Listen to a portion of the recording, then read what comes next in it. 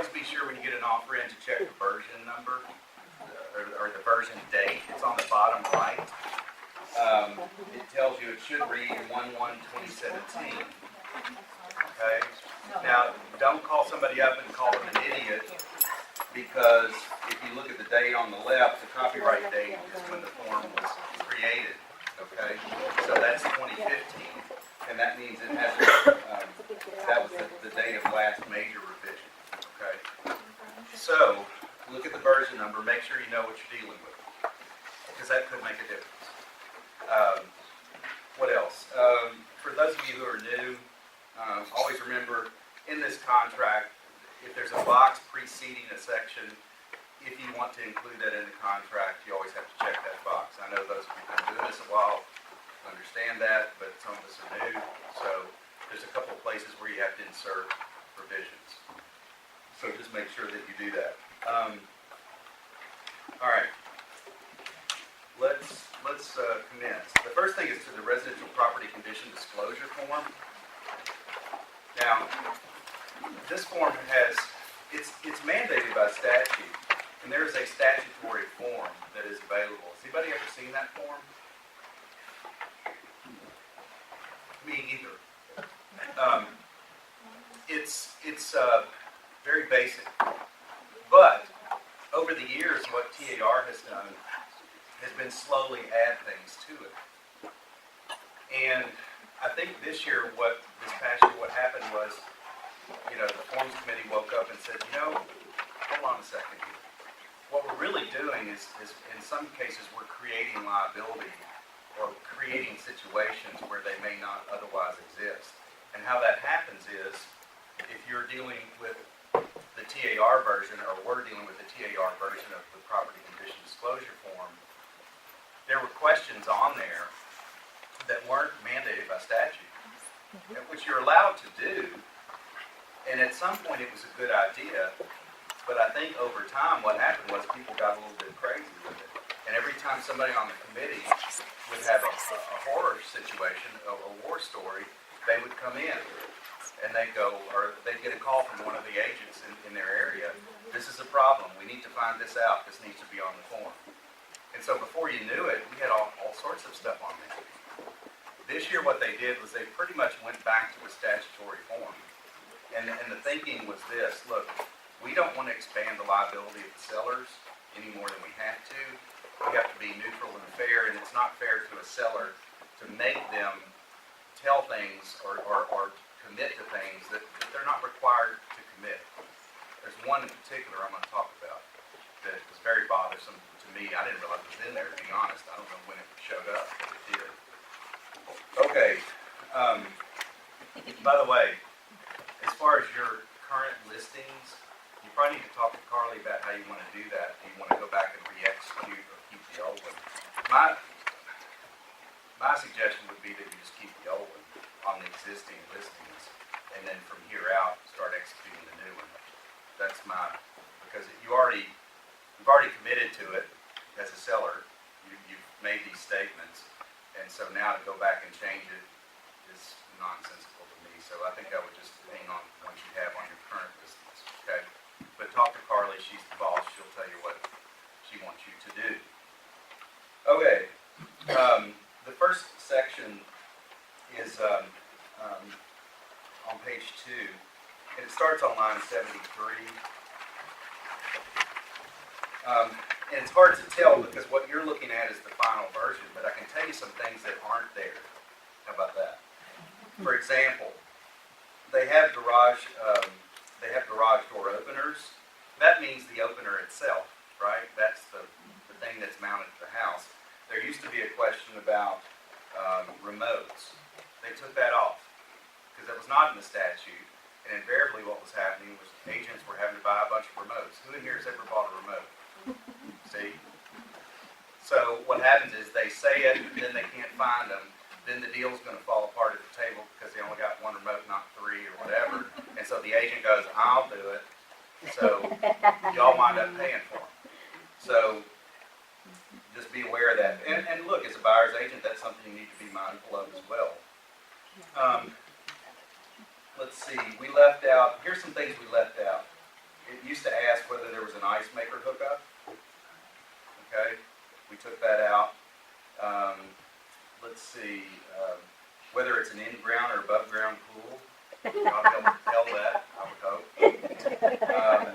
All landscaping and outdoor lighting used to be a question on there. They took that out. And again, it's going to fall back to whether it's a fixture or not. Landscaping is a fixture. You know, you start pulling out the landscaping, you have an issue. Now, and by the way, some of this is already dealt with in the contract. And that's really where you need to deal with this kind of stuff. If you've got a special situation that you see something that you want to make sure is there, the contract supersedes this anyway, but people don't understand that. They get upset. Well, it said in the disclosure form that you had, you know, all this lighting, but in the contract you didn't include it. And so what happens is the clients get sideways with each other over something like that. Because as you know, the contract carries the day. This is a disclosure. So they can say all day long something is included here, but if it's not in the contract, it's not included. Hello? Everybody good? Y'all just like, holy crap. Really feeding off the energy too. Yes, ma'am. That's like the opener, yeah. The thing that moves the door is the opener. And it's the remotes that they used to ask about that they don't now. So again, but it's in the contract still. You'll have to negotiate whether they're remotes or not. But this way, it's not something they do 6 months and passes and then, oh yeah, I remember we said 2 remotes. Well, guess what? One of them quit working or we lost one or whatever. Now you've got where the agent winds up buying one because the buyer swears there were 2. So, okay. Some other things they took out. Down on line 85, we still have central heat, central air, but we took out the stuff about whether it was electric or gas and what the age of it was. Because look, I don't know what mine is. I don't know. And you're asking me to make a representation. I also don't know how old my unit is necessarily. And people invariably were getting it wrong. Then they would get themselves in a situation where the buyer said, well, you lied to me about this, and blah, blah, blah, blah. Well, no, I didn't lie. I didn't know. And of course, now, the thing was they could always check unknown, but people tend to not do that. They tend to take a stab at it. And so they were stabbing wrong. Same with heat pump. You know, we used to have, you know, units 1, 2, and 3, and the age and all this stuff. That's gone. Okay? Flip to the next page. Again, just kind of telling you some things that aren't here because as a buyer's agent, you may want to know these things. You know. Line 101 says if the leases aren't assumable, it will be seller's responsibility to pay balance. That stays in. There used to be a clause that said leased items included and then a blank, and you're supposed to identify those. That's something you're going to deal with in the contract. Okay. All right. Under line 103, where it talks about the roof, are you aware of any defects or malfunctions? It used to say roof components. Now it just says roof. I don't know where components came from. I'm not exactly sure what components means. I guess it means the roof, the joint. I don't know. It may mean one thing to you and one to me. So we generally just said, look, is there anything wrong with the roof? Perfect. Okay. You also took out the age of the roof, too. Yes. Which, by the way, was a disaster. Nobody knows how old the roof is once you bought it. Where's it at? Oh, crap, it is in there. I'm sorry. Oh, never mind. Yeah. That's right, 92. Line 92, it does it. Age approximate. So, I guess you still have to take a stab at that one. Okay, here's the part they left out that I thought was pretty important. There was a catch-all that said, around somewhere line 113, that said, please describe any repairs made by you or any previous owners of which you are aware. It's a pretty broad question. And I understand the intent of putting it in there to try to get people to be forthcoming about things, but it just was problematic. It's too broad.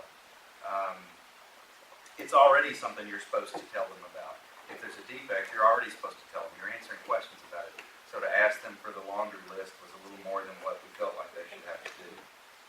Now, as far as this section C, there are a few things that they left in that aren't in the statute. For example, line 118, it talks about meth. known existing or past mold presence. That was not really in the statute, but when the statute was written, meth wasn't a big deal. The statute's been around a while. So we have added a few things that have become relevant over the years. If you look on page 4, number 13, we still ask about any past or present interior water intrusions from outside the home, standing water within the foundation, the basement. What they took out was, and it does still ask about whether you have to have flood insurance, but they took out the question about is any of the property in a floodplain? Is any of the property in a floodplain? The reason being, a lot of people don't know. Unless they have to have flood insurance, they don't know. I've got a situation right now where a deal fell apart because part of the corner of the property that has nothing to do with the house is in a floodplain. And the buyer got torqued about it because the insurance company said, oh, you're in a floodplain. And they go, oh. So, and the truth of it is the house is not, and they've never had to have flood insurance, but it became a problem. So, they took that part out. They also left in the stuff about the HOA down on line 159. That's not in the statute. They also left in number 24 as heat and air conditioning supplied to all finished rooms. That was not in the statute. I think those are legitimate questions. You know if the room's heated or not, or cooled or not. I mean, that's fairly obvious. The other thing they left in that's not in the statute is on page 5. It starts at number 28. From 28 through 32, those are all statutory things. So they're going to have to do a disclosure about those anyway. There's a form that you can use specially for these items. They just left it in the property condition disclosure, so you don't have to do a separate form for those. Okay? Any questions about that? Any problems with any of that? Out of curiosity. Does that bother you, or does it make you happy? Neutral. We got one. I don't like where they left off about the age of the heat and air. That is, Really? I think that's gonna be a question that those buyers are going to ask. But your home inspector, don't they check that? Yeah, They can find that well, out. they do, yeah. Sometimes, well, sometimes they don't get it, but Yeah, but a lot of home inspectors don't do. It's something they do. Yeah. Definitely. Yeah. Well, I guess that's something your buyer, if they're going to have to do a little more checking on it. They may have to get the serial number, and I'm sure they can find out what the age is. But I guess the committee just decided, look, it's a point of liability for a seller. It's allowing people to escape deals or cause problems because people don't know. I don't. In every house I've ever lived in that I didn't build, I had no clue. Really, I didn't. How old the unit was. You couldn't always tell. I'm not very, what they call handy, I guess. I'm not very outdoorsy. So some of you or some of your spouses may have been able to go out there and tell, but I couldn't. So anyway, so that's where we are though.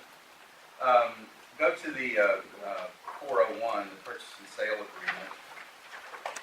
I really don't think any of this is going to blow your mind, which pleases me. Probably will please you, I hope. If I were a betting man, I'm going to say 70% chance. Oh yeah. So, you're the first group I've tried this on, so. Sorry. If you look on page 1, down on line 41, here's the gist of it. The way that used to read, starting on line, right there about payment, it said, the price will be blank dollars, which shall be dispersed to seller or seller's closing agent. Which shall be dispersed at buyer's expense and paid to seller or seller's closing agent and immediately available funds. The gist of that section has always been, look, how does the seller get their money and who pays for it? It's a fee. That's really what it's all been about. And there was some disagreement about what that meant.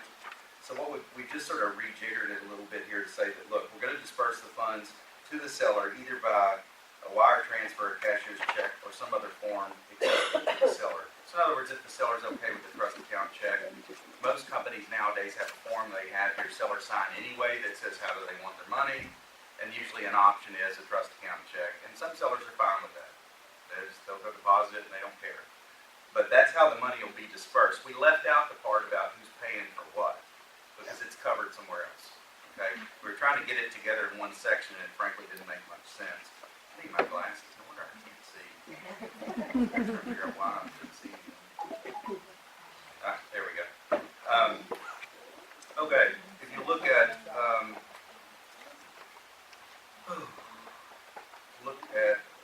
page 2, and what we did, hang on, I'm trying to cross-reference my old stuff too, so I can kind of, okay, financial contingency. Hang on, a second. Sorry guys.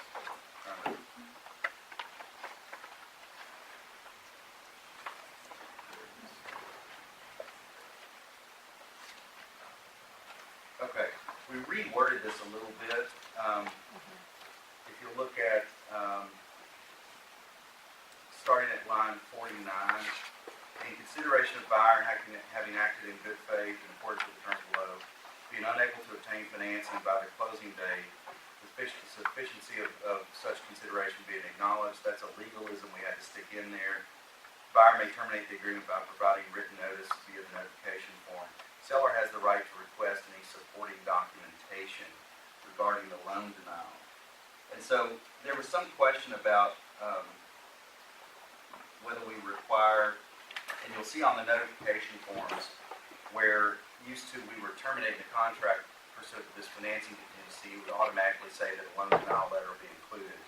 That was problematic for a lot of people because they couldn't get loan denial letters. Some banks won't issue them, or they won't issue them timely. And so what we've done is we've said the seller can request the supporting documentation, but you'll see on the notification form, we no longer mandate that it be just a loan denial. It may be something else. It may be something less formal than that. But hang on, we're going to come back and revisit that in a minute. Drop down to section B where you're waiving the financing contingency. So that's in the situation where there's a cash deal, and particularly line 95. What we did, we used to have the appraisal. We had it where you could require or request an appraisal if it was a cash deal, but the way it was organized was a little funky. And so I think this will work better. What we said was, in the event the agreement is contingent upon appraisal, and then we direct you below to paragraph 2C.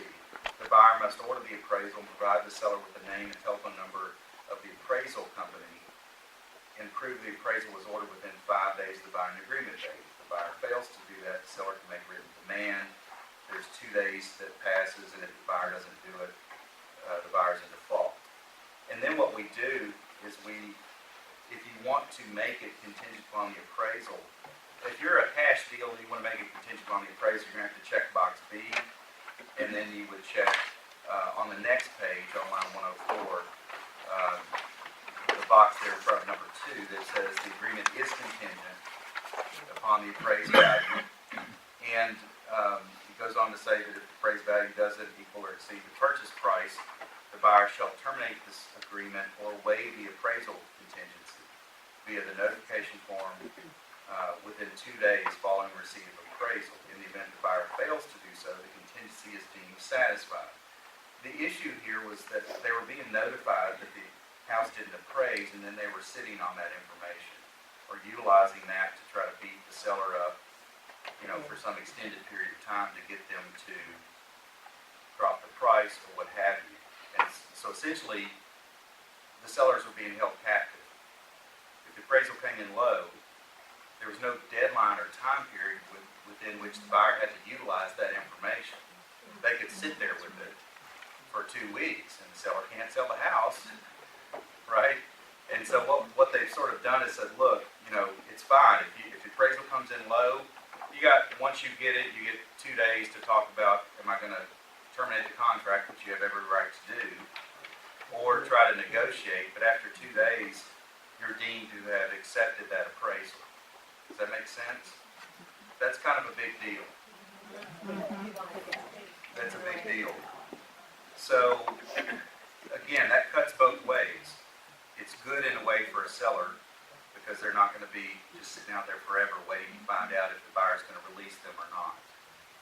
But it's somewhat perilous if you're a buyer's agent and a buyer and you don't know that provision's there.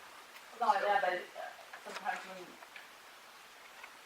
cash versus a loan, you might be looking at it differently if you have a cash buyer, but you're not really paying attention and you have a person that's getting a loan and it's contingent on that appraisal, and then you're not paying attention to this, all of a sudden you're still buying it because it says right here, after Right. 2 days, you're taking it. You're taking it. You waived Can it. it act the original price? Is that what that means? Yeah. Yeah. Okay, yeah, and your buyer has to come up with. Essentially, it's like a self-executing contingency. You know, you get the information, you got so many days. If you fail to act, it's as if it was satisfied. And so, you know, I don't know how you feel about it. I see the issue, but it could be somewhat perilous if you're not aware that provision's there. Yeah.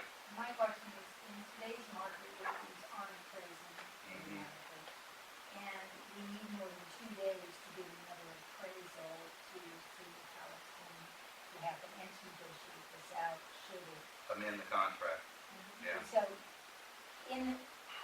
what do we put together, to request another appraisal, and a time to do that, to extend this to? I guess what you would do is you would reference this section in an amendment and just say, you know, buyer shall have some period of time, whatever that is, upon receipt of second appraisal, you know, to either exercise or not exercise this contingency. You just have to deal with it in an amendment, I suppose. It's a good question. The parties can always extend it, and so that's, if everybody's playing well together, then that's, I guess what I would do is just say, you know, and you could even say that the 2 days, probably the easiest way to do it would just be say that the 2 days reference on line 109 shall be 10 days, amended to 10 days, or whatever number of days you feel like you need to gather that information. So I think you could do it either way. You could either say you've got until receipt of this second appraisal, you know, however you want to do it. And there's 100 different ways to do it, but, or you could just extend this 2 days to make it 10 or 15 or whatever you need. Yeah. So the 2 days is just when you have to tell the seller. That doesn't, there's no rule about when you have to resolve. Well, you have to make a choice with regard to whether you're going to get out of the deal or not. So you get notified of the appraisal and it comes in low, that starts the clock. You've got 2 days to say, look, I'm not buying a house.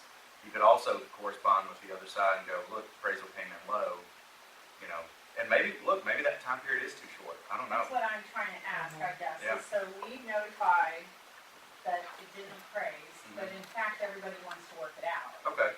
So how long, is that what this is saying? I think you need to do something to extend this, the way I read this. Yeah.